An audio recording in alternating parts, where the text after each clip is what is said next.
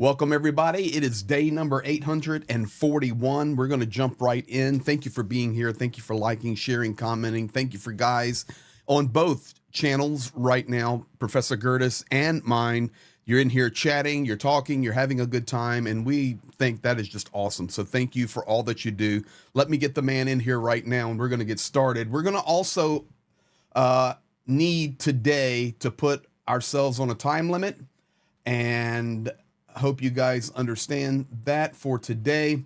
As you know, from my community, we lost one of our pastors yesterday, and we have funeral preparations and work we're doing in about 40 minutes from now. So I have got 30. Professor Gerdes has 30.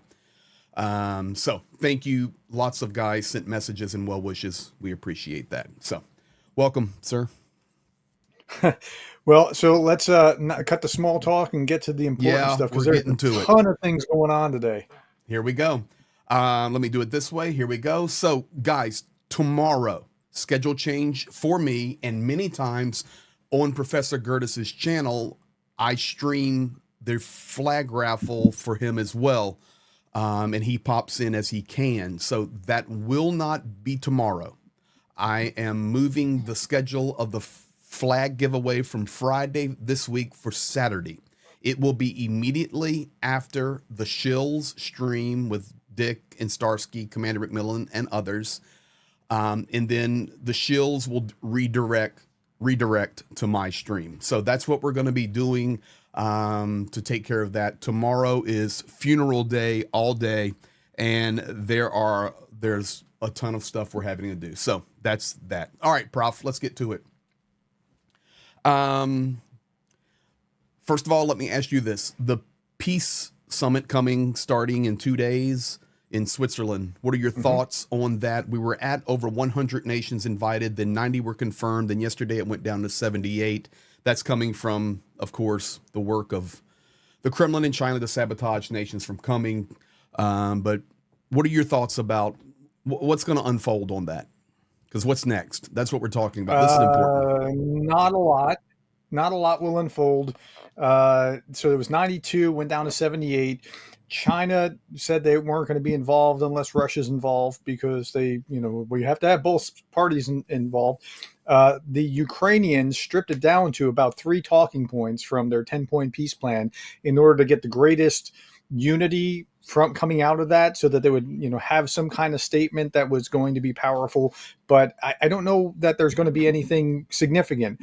On the other side, the Swiss said that they wanted to have maybe a conference afterwards with the Russians. And I don't know that anything will come of that either. The Russians don't have any real desire to hold any kind of conference anytime soon. So nothing will happen either way. There'll be a statement of solidarity, and that's about it. My community, we share a lot of community members together, were educating me, because I, like you, take a similar stance. I think very little will come out of this, especially now with the pressure coming. And now this is actually breaking news, relatively breaking. Reuters was the first one to report it today. China pushing their own peace initiative right before the Swiss summit. And the points were this. It clearly stated that China was already lobbying governments to partner with them. They want to be the problem solver. They want to be the nation that is in charge. The China plan, together with Brazil, calls for 3 principles of conflict de-escalation. Number 1, not to expand the battlefield. Number 2, not to intensify hostilities and avoid provocations. And number 3, the use of weapons of mass destruction is also unacceptable. I want to speak to those and get your comment. China desires to host a conference at a time recognized by both Russia and Ukraine, as well as an honest discussion of all peace plans. China was not criticizing the Swiss summit or directly asking others to refrain from attending, but Beijing said the event would prolong the war and refused to come to Bergenstock because, in particular, the Russian Federation was not invited. That's just coming out from Reuters just a little while ago. For me, when I look at the points, not to expand the battlefield, that's unacceptable, because that would just put the conflict where it's at now. Number 2, not to intensify hostilities and avoid provocations. Last time I checked, it's the invader that did the provoking. Just saying, it's the other nation that's defending, not provoking. And thirdly, the use of weapons of mass destruction is unacceptable. Well, Ukraine gave their nuclear weapons up for security guarantees, so they do not have weapons of mass destruction. So I don't. I think we're going to see more of this personally from China and Iran kind of quieting down. But I think China's going to try to exert authority, especially in lieu of elections in Europe and the United States. Just my 2 cents. Any thoughts there? Okay, so 3 we can all get behind, which is no use of weapons of mass destruction. Correct. 1, not to expand the battlefield is silly. The battlefield, I mean, it just depends on how you define it. If you define it as a war between Russia and Russia and Ukraine, and the battlefield is both Ukraine and Russia, fine. But that's, I don't think, what they mean. So they mean don't expand it outside of Ukraine into Russia, I think. And so that would be unacceptable, and not to intensify hostilities and avoid provocations. What do you mean? I mean, how do you not? This has to come to a head somehow. So Isn't it? It's kind of silly. Isn't it interesting that a week after Ukraine starts to smash Russia in Belgorod region and Crimea, Yep. China talks about escalation and provocation. It's just very interesting timing. Of course, China and Yeah, Russia sure is. on some back avenues are working together. So that's what we have on that one, guys. And by the way, for all of you guys on Prof. Gerdes' channel right now and on my channel, you want to hang around, because at the end of the 30 minutes, you guys are going to see a video from Pete that's going to make you smile. Yana sent it to me today. It's incredible. Number 2. Before we leave that thought, Let's do it. China can't be an honest broker any more than the U.S. can be an honest broker. Like, everybody knows China's behind Russia, just like everybody knows the U.S. is behind Ukraine. So that this idea that they can like the Swiss actually makes sense as a would-be peace broker, right? 100%. So anyway, go ahead to the next point. Well, you're right, and that's why I've always had the opinion, and I do stand corrected, maybe from my community and yours, there can be some gains with grain deal, Black Sea traffic, nuclear protection, return of children, hopefully. But if you think this is going to affect the war proper, it's probably, in my opinion, going to escalate it. That's my 2 cents. Not that this shouldn't happen, but I'm not sure we should call it a peace summit. You can't have a peace summit if the other warring nation's not there. I don't get it. Call it. No, you can't, but you can get a big sign of solidarity of many nations behind the statement, and that's what they're going for. Fair enough, and that's what my community was educating me with. So I agree with that. I'm learning as well, and we all learn together. All right, number 2. F-16s, Ukraine coming out with information today. You may, guys, or may not have seen this. This is what we've been talking about way back in January when we told you they would not be coming before September. Now, Ukraine coming out with clarifying information. Please have patience for the F-16s. Then the Americans and NATO came out with information. Why do we need to have patience for the F-16s? They gave these 3 reasons. Number 1, proper internal infrastructure. We've been talking about it. Ukraine is not ready yet to put those planes on Ukrainian dirt. They're in process. Where it will be, do not know, do not want to know. Never want to know. That would be great. But as of now, they're working on it. Number 2, and I think this is brilliant, personally, elimination of maximum Russian air defense systems. They're saying, Ukraine's saying today, we are starting to take out air defense units. We are starting to make strikes into Belgorod and with effectiveness and Crimea.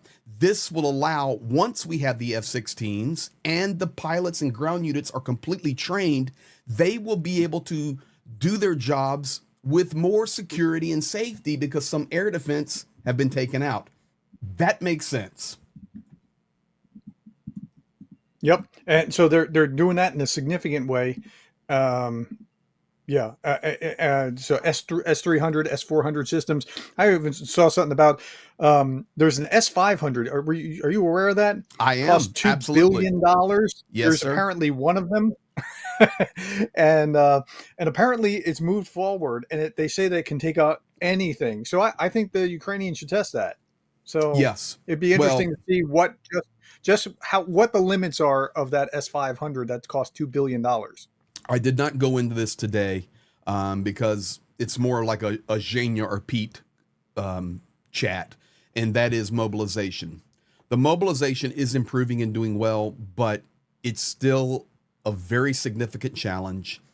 Now the discussions are talking about rotations out, and there's much disagreement on that. So it's going to take much more time to get these battalions and brigades filled with trained soldiers, even though they will not be trained fully. This is why Western trainers would be a big help. That's going on. So it's very important right now that since Ukraine is being supplied very well right now, they need to take advantage of it and smash as far back as they can. And they're doing it. So it's good. It's good news. And you got to make sure that those planes don't get hit once they're in country, right? So they have to be behind some kind of wall of air defense and that sort of thing. So, like I was reading about. Go ahead. Well, yes, sir. In fact, I can tell you guys personal knowledge that's okay to share. Ukraine actually wants 2 Patriot systems just to guard wherever the F-16s will be stored. Okay. They should have 3 for that. I know, but listen, but this is what they're looking for. And right now we do not have enough Patriot systems to take care of our own cities, such as Kharkiv. So we shall see. The issue is complicated, but I think this is positive where Ukraine comes out, the West comes back and says, this is proper, because there's just so much talk going. It's like Denmark or somebody, and it may not be Denmark, and they are providing and supplying massively. Well, the F-16s are going to be on the ground in Ukraine. No, they're not. So I don't know why they say things like this. Do you think anybody with a noodle is going to put an F-16 there as a target before it's in active service? Of course not. But this is the nonstop chitter chatter about F-16. So I think this is good. Ukraine coming out and clarifying. Thirdly, we've seen Jonathan. I think they ought to say October and then let it be a surprise in September. Absolutely. That's how they ought to do it. Anyway, we got to get on to the next one. Yeah, next one now. I can firsthand witness to this. I just want your opinion on this, Professor Gerdes. Jonathan Fink, Silicon Curtain. If you guys do not subscribe to Silicon Curtain, I highly recommend it. Great interviews there, and you get the British accent. It's beautiful. He is really pushing now for education and awareness about the ecological disasters that are happening in Ukraine that will affect the globe. I am not a huge climate change guy. I have my own viewpoints, but I will tell you guys this right now. There is massive destruction in Ukraine that will affect the globe, whether it's food, water, or other. It's toxic on the frontline zones. Within 50 kilometers of the front lines, it's toxic. The groundwater is poisoned. The rivers are drying up. These rivers supply water to grow the crops that feed the world. 80% of sunflower oil in global supply comes from Ukraine. That's why the sunflower is always in the pictures. Do you see this? If this keeps going at the level it's going, it will affect the globe like this? Yeah, so I'm not Captain Planet either, Hmm. but yes, there's clearly ecological destruction. But as far as climate change, that topic, I can't speak to that. I just don't know enough about it, and so I'm going to plead ignorance because I'm ignorant.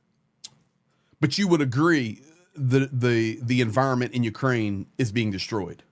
Oh, it's getting devastated, but Okay, how that'll affect like the understood. ecosystem or the global warming or anything like Hmm. that, I just don't know enough. And when I don't know enough, I'm comfortable enough with what I do know to admit when I don't know stuff. Agreed. But at this point, we're both comfortable enough to admit that Ukraine is being turned into a toxic place due Oh yeah, to. absolutely. Okay, beautiful. Number four. So 4 days, Ukraine has been dealing with one fire, and it's requiring 250 people, 102 pieces of equipment. And I just want to bring people's attention to this tonight. When you see an airstrike on Ukraine, and right now, if I do this and this, you guys see that we have air raid alerts in Kherson, Mykolaiv, Dnipropetrovsk, Zaporizhia, Donetsk, and Kharkiv. Um, I will be able to tell you in just a few minutes, but that's most likely Shaheeds are in the air. Um, for sure, Shaheeds are in the air, but I can't tell you yet if Hmm. there's missile activity yet, but we will.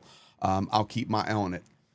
The point being, we read these things or we see it or we listen to YouTube or whatever, and we hear people say, okay, we took out everything. And I just want you guys to remember that even though something may be taken out, it still hits the ground.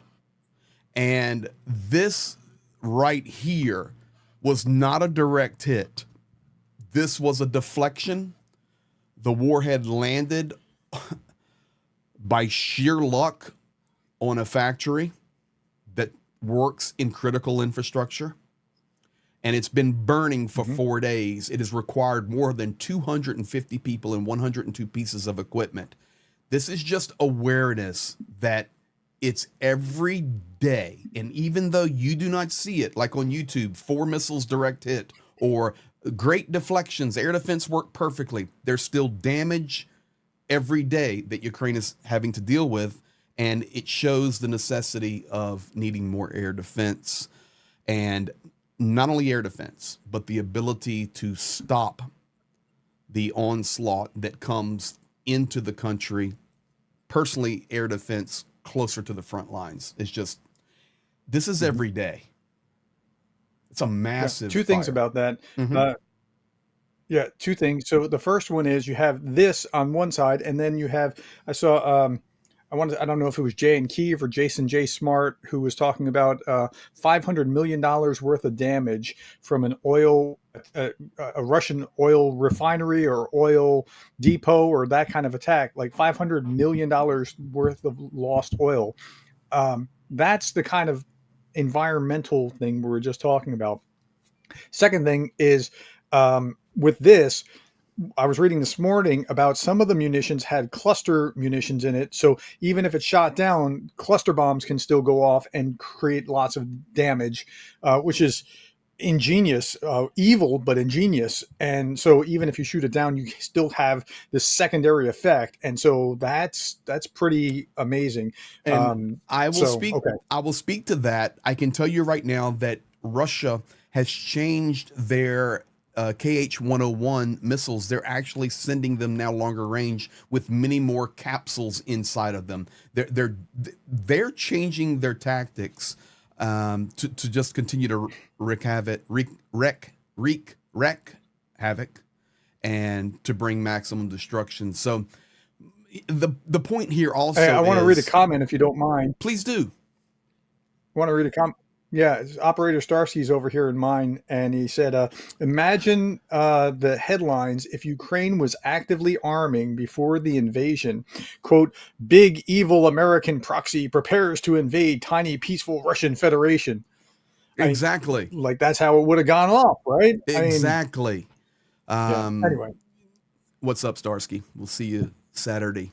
We need to get you on here again too. If we were not on a short stream, I'd get you in here right now. I have a funeral. But Additionally, people just need to be aware that Ukraine is under this assault, and they're at the point now where, with supply, we're making some really good strides. Yes, Kharkiv, we're doing a good job up at Lipsy and Vovchansk. It is a challenge. We just tell you the truth here. It is a challenge down in Karakova, in Chasiv Yar, and Ocherny direction, pushing toward the supply road that runs between Mirnograd and Konstantinivka. It is a challenge there, but Ukraine doing a phenomenal job holding undermanned, undersupplied, but we're catching up. So it just is a tribute to the professionalism of those soldiers that are there. They are amazing, I'm telling you. And Starsky's in here as a veteran. Mm-hmm. He's one of them. Now, speaking about air defense takes me right to here. Poland opposes transfer of Patriot system on its territory to Ukraine. This is coming out today, and this is confirmed. Of course, multiple sources and multiple officials whom are Polish, including the head of national security and Donald Tusk. They do not want to give their Patriot. See, that was the plan, that Poland was going to transfer a Patriot, mm-hmm. and then the U.S. would resupply as NATO. Poland says, we're not giving our Patriot up. We will help Ukraine do anything else. With air defense, we'll supply whatever we can, negotiate help. But until we can keep Patriots here, no Patriot is going to Ukraine. Why? This is the quote. We are a country through which most of the military aid passes. That is true. Where cruise missiles have violated the airspace 3 times over the past 2 years, which cost the lives of 2 citizens. That is true. A country that is not only of key importance for the supply of Ukraine, but also for the entire deterrence system and preparation of possible defense on the eastern flank. And I do not want to butcher this Polish gentleman's name, but I think it's Jacek Siwiera. Then Donald Tusk supported this action and confirms efforts to find other air defense. Your thought? Okay. Yeah. So my thought is, okay, there are ways that they can cooperate to graduate, right? So you should put all those F-16s an inch away from the Polish border and put that Patriot right there. Yes. You should put that Patriot right on the Polish border and work out an agreement with Ukraine, where anything that's coming close toward Lviv, guess what? We have an agreement where you can shoot it down because it's coming too close to your airspace. And with the Good Samaritan law, like in my state, we have a Good Samaritan law. If you render services to like CPR and something goes wrong, like you're not held liable, but you're mm-hmm. trying to help. Mm-hmm. So something along those lines, you could work things out. So I wouldn't look askew at this. I mean, you got to look at everybody through the lens of their own interests. And if you do, then a lot of things make sense. But you got to recognize everybody has different interests. Agreed. Right? And listen, so they have lost 2 citizens, and that was early in the war, and the world did nothing about it. There was multiple episodes in Polish airspace, Moldavian airspace. So, I mean, I do get it, but at the same time, some of your thinking there, okay, we'll just position on the border, and anything that flies within the Volyn or Lviv or Zakarpattia Oblast is fair game. That would be great, because that's pressure we need to exert. That's the pressure we need to exert. It's not like we're putting boots on the ground, but if your missile gets close to our border, we're shooting it out of the air over Ukraine. It's great. And they should have done that. They should have done that immediately after something crossed their airspace the first time and said, you know what, game on. This is where we are. But because they did nothing, Russia would go cross that again and cross that again. That's how it works. So, Prof. Gerdes, I have to, I'm going to be a tattletale now for Prof. Gerdes. Prof. Gerdes, you're having some misbehavior in your chat. Operator Starsky is talking about being naked, and he's trying to get Cheryl Waitley squared away. So some of the key supporters here of Ukraine, of course, Operator Starsky, they're having a good time in your chat there. He's getting out of the shower and he's naked. So he says, not a good time for me to be on the stream. So, and then Starsky said, let's concentrate on serious topics. Or Mercifully, this is typing, not the professor's video. going to kick us out. Hasn't Germany transferred some of their patriots to Poland? That did happen, but that's not happened right now. So I don't know where those are at. They could be in Ukraine. We truly do not know. But for this, it's just interesting when things like this come out at the same time of a peace summit coming, whether it's the China news or this, because right now Ukraine is gaining some initiative. They're gaining some momentum. And when that happens, we need to throw the kitchen sink at it to help them gain more initiative. That's my point. Now, I want to read this. I hate to read online, but I want to read this and then get your opinion. You are the professor. You have a sweater vest and you're very smart. You understand American government. Biden strikes security deal with Zelensky, but its future is in doubt. Yeah. Okay? Yep. The United States has extended security guarantees to Ukraine for the next 10 years, signed, signaling long-term support for Kyiv's defense against Russia ahead of the U.S. election that could throw American future aid for Ukraine into doubt. The bilateral security agreement announced on Thursday, today, during the G7 meeting in Italy, will see the United States help Ukraine strengthen its defense base, good, coordinate on Kyiv's future weapons needs, good, and inch Ukraine closer to joining NATO. That will not happen while an active war is happening, but at least inch closer. Importantly, the pact does not commit U.S. forces to enter Ukraine. That's not surprising, and defend it against Russia's invasion. The agreement instead formalizes Washington's current support for Kyiv for at least another decade. But, and this is in red, there is a major catch. Yep. The deal is only between the current administration, Joe Biden, and Ukraine, and will not be ratified by Congress. And if I understand correctly, it's between the Biden and Zelensky administration. So if something changed on either side, it's null and void. Should former President Donald Trump re-enter the Oval Office in January, he could rip up the agreement, reneging on Washington's commitment. Can you help us understand that, dear sir? Yeah, so there's different levels of what an agreement is. An agreement can just be like that. It could be like an executive order. It could be a law. It could be a treaty. It could be the Constitution. Okay. The treaty is like the highest other than the Constitution. You can't violate the Constitution with the treaty, and this is not a treaty. So we're missing an opportunity. By the way, I shot my 3 big stories for tonight just before I came on. I was editing when it was time to get started. And so I talked about this, but I didn't say this, and this was important. We're missing an opportunity. Biden, you have the majority of the Senate.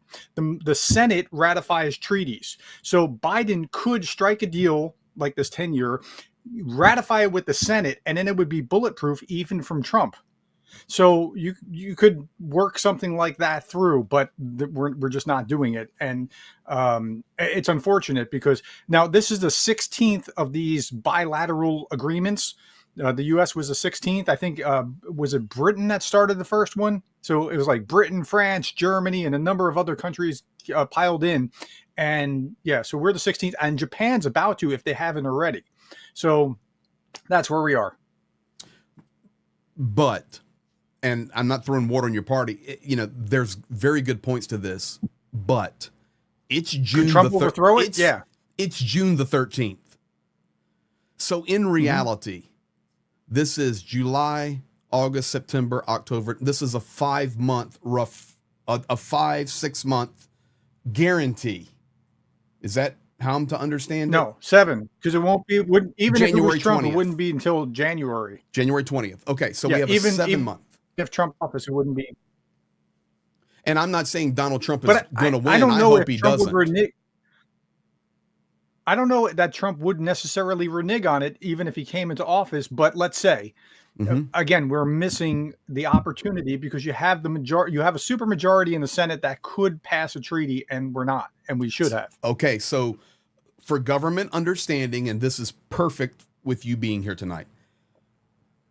If it was to go a different route where it was not just an administration to administration deal, but it actually went through Congress and was ratified, then you can't change it. It doesn't have to go through all of Congress. It has to go from the executive to make the deal back to the Senate to ratify, not the House. The House is the kind of squirrely part here. The Senate's pretty much all in behind Ukraine with about 30 members outstanding, so they have a supermajority. So that's all they need. They have what they need. They just didn't do it. Do you have any guess as to why? No. Okay, fair enough. I have no guess. I don't understand why they wouldn't do it. Guys, we're coming up. It could be a sheer political calculation, right? It could just be like, then you got to keep electing. I hope not, but I hope not either. And I think we're going to see a lot more interesting enigma type events in the United States and Europe. With Macron calling for the vote, you have Sunak, you have the American elections. There's just a lot of stuff going on, and that's why we're here supporting Ukraine 24/7, trying to keep the truth out there, because especially now entering into this election season and it's heating up, it's going to suppress Ukrainian information even more. Talking bloke. All right, let me do this, and then as I promised, we're out of time. I have to get to preparation. I do want to say thank you. I'm sorry I can't put them up there. I didn't run the layers because of time. Petra Olsen, Swedish Kroons 129. You've quit smoking to support Ukraine every day. Thank you. T. Nurka, Swedish Kroons 100. Buy mosquito net to the boys in the front line, Petamoga. We'll be happy to provide that because it's serious mosquitoes, and it's unbelievable. Dunk on you 23, working but listening. Slava Ukraina. Thank you for that, dear sir. Dunk on you 23, gifted 10 memberships. Thank you for that. Papa Dutch, in my opinion, $5. The S500 is probably a T-72 that's been loaded to the hatches with used pinball parts. Papa. Okay. And Papa Dutch has another one. You're going to get a different shout for this one, Papa Dutch. You're $5 super chat. Ukraine ought to paint F-16 outlines on every single parking pad, and don't forget to paint a shadow. You know what? Let's just paint F-16s everywhere. Awesome. Great idea. Oh, now I will tell you this, and I know people have talked about it, but I've physically seen it. When you talk about that, and DJ Sin Canadian 10 gifting 10 memberships. Thank you. On the front, especially in the Donetsk Oblast and the Sumy Oblast. It's also Kharkiv and Zaporizhia, Mykolaiv and Kherson. But specifically in Donetsk and Sumy region, I have seen many wooden built replicas. I mean, and they're really done well. We have ridden down the road close to the front, and Zhenya would say, look over there in the bushes. And I look over and I see a tank, and I have to double take, and I'm in a vehicle 50 meters from it. That's how real it looks. He goes, it's a fake one. I said, oh, I can see it now, but I couldn't see it. So just imagine reconnaissance drones and satellite looking at all this stuff, because it's out there everywhere. You got tanks, and I mean, there's air defense things made. It's really cool. So yeah, let's make some F-16s and just put them everywhere. All right, as I promised, and we're staying on time, guys, how about a smile today as we close? Pete, this is behind the scenes. Okay, everybody in position, please. Let's go, action stations, everybody.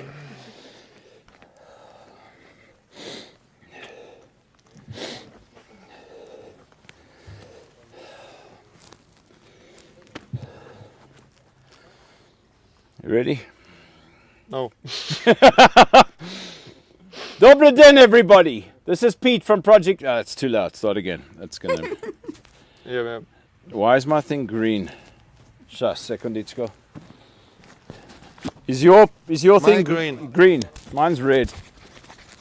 Dobry den, everybody. Okay. I've got a green light and a red. I've got a green light and a red light. How many lights do you have? In that moment, it's green. And do you have a red light on the opposite side like me? No, Oh. one side green and up. I don't know why mine is. And up. Okay. Now I've got 2 green. That's perfect. Okay.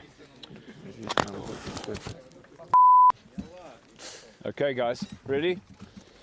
No. No. Wait for the machine.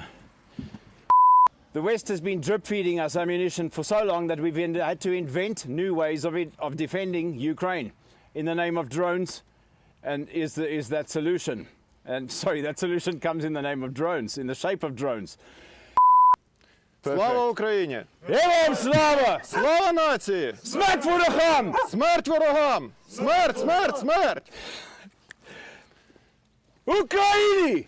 Понад усе! Україні! Понад усе! Україні! Понад усе! Did we do that last piece correct? Maybe we do that. We can try it, make. Stop! О, куди? Я казав, що плужіння буде. Maybe we cut it and we do, because it's supposed to be Ukraina, not Ukraini, isn't it? No, it's normal. It's like you say about my English. Yes. It's about your Ukrainian. It's fine. Do you like it? Yeah, but little stupid about третє гасло. Смерть ворогам, смерть, смерть, смерть. It doesn't matter. It's fine. It doesn't matter. I think it's cool. We made a few mistakes, and it's Let to see it. yeah. We must see it.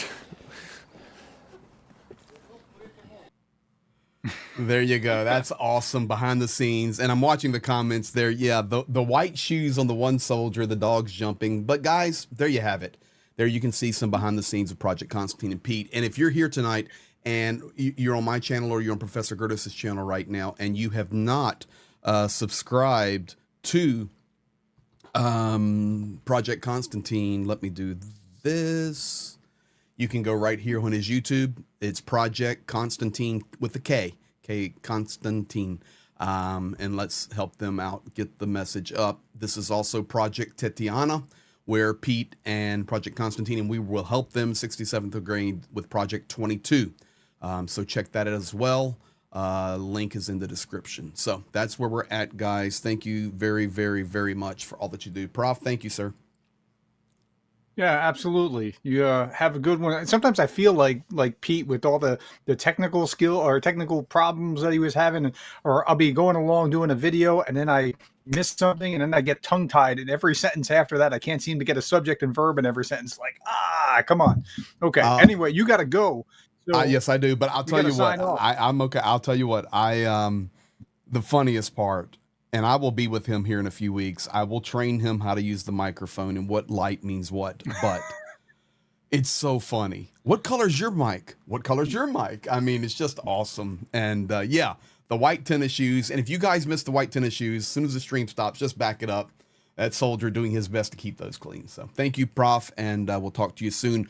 Huge appreciation to all of moderators, all of the viewers on my channel and Prof Gerdes, and all the community work together to stand for Ukraine. Thank you for all that you do, and we'll let Prof give his awesome phrase. Thank you for being the kind of person that cares about Ukraine. Slava Ukraina. Heroyam Slava. Perfect, brother.